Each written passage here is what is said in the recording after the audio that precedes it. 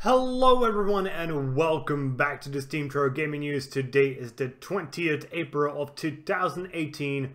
My name is Kralizec and I will be your host for the evening.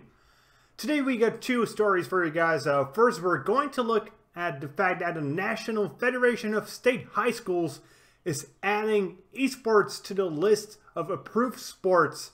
And secondly, we're going to take a look into the Netherlands, where the gaming authority is punishing some developers for the uses of loot boxes in their games. But let's begin with high schools and the fact that the High School Sports Association will now sanction esports, but with one severe exclusion. Shooters are not allowed. So first, let's go over the news. The news started by the National Federation of State High Schools, which is the United States leadership of high school sports in general. It has about almost 8 million students together in various sports, starting with football, water polo, golf, and many others. And they have now decided to add esports into the list of their games, but only MOBA, sports, and fighting games, which seems like an odd choice considering that, well, the vast majority of esports these days are either shooters, strategy games, or card games. The only really popular genre from these are MOBAs.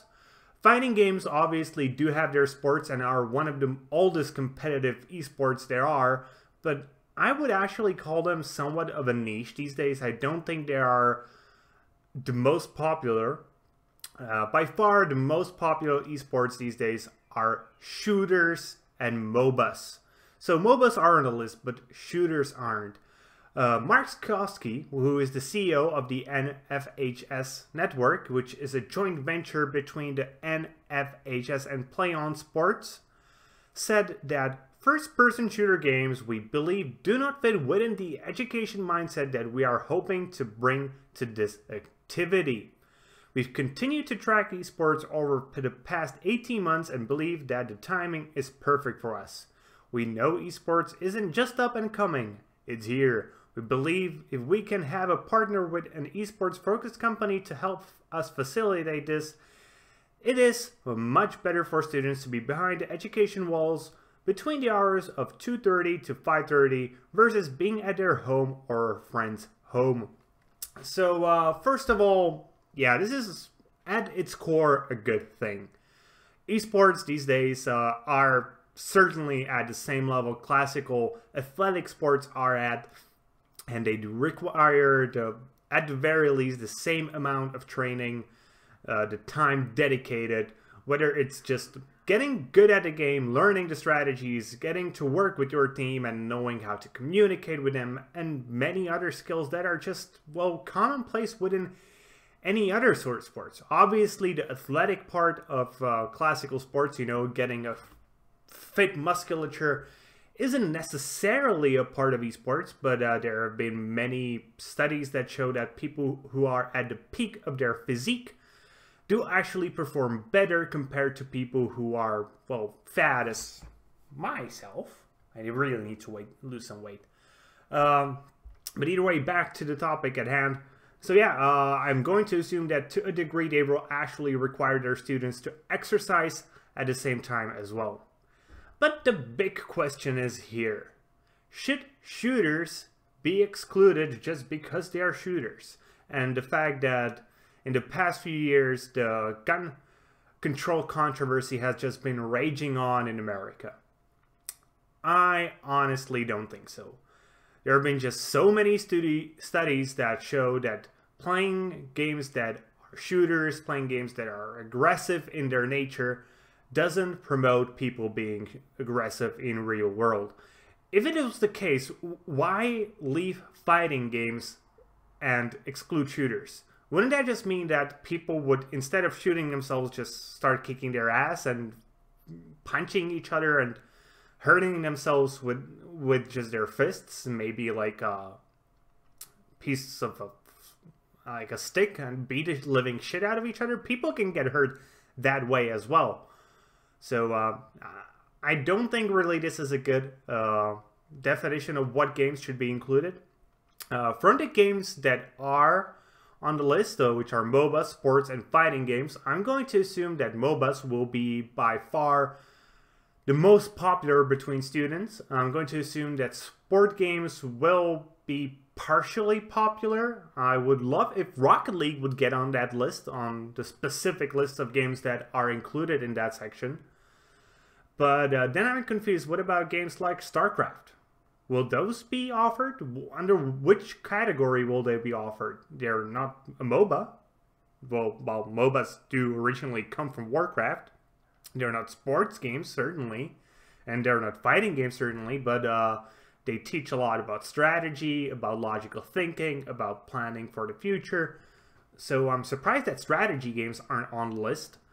And I think eventually we will see the inclusion of shooters, as they just by far are the most popular and can bring the most money to the schools. And let's be honest, high school sports are, especially in America, mostly about the sponsorships and the money the successful students bring to the school. Okay, and our second piece of news is about the fact that the Netherlands Gaming Authority has taken a look at few games that include loot boxes and decided that 4 of the games that are included are going against the law in Netherlands. They said the study really revealed that 4 of the 10 loot boxes that were studied contravene the law. The reason is that the content of these loot boxes is determined by chance, and that the prize to be won can be traded outside the game. The prizes have a market value. Offering these types of games of chance to Dutch consumers without a license is prohibited. Interestingly enough, the Netherlands Gaming Authority actually didn't release a list of the games that do include these, but I would assume that one of the largest and the one they were most likely looking at will be Counter-Strike Go, as there you have loot boxes. You can trade the loot boxes themselves. You can trade the content of the loot boxes at a market value. And I'm really interested if I am right with this and whether Valve actually goes in and tries to solve this at a point, because otherwise this would mean that they are going to get fined in the Netherlands, and that the sale of CSGO, unless they get a gambling license, will be prohibited from right now. And that's actually a quite interesting thing. So unless you didn't understand it, in the Netherlands, it is illegal to have loot boxes, which contents can then be later on traded for real world money, or something that can be exchanged for real world money. So let's say if it was like a crypto token that you could use to buy these things, it would still be illegal because the crypto token has some intrinsic value in real world money, and you could go and buy, I don't know, bread with it. And yeah, I really want to see that these things just get banned all over the place, because I fucking hate loot boxes. Loot boxes are the worst thing to happen to the gaming industry since the gaming industry crashed in the 80s, honestly. Because while they do bring tons and tons of money to the publishers, I will not dispute that, because that's just a fact, they are also highly, highly addictive and just essentially predatory. And they shouldn't be used by honest developers that do want not only to make a profit, but also to deliver a fun, good product that doesn't make their consumers be addicted to their product.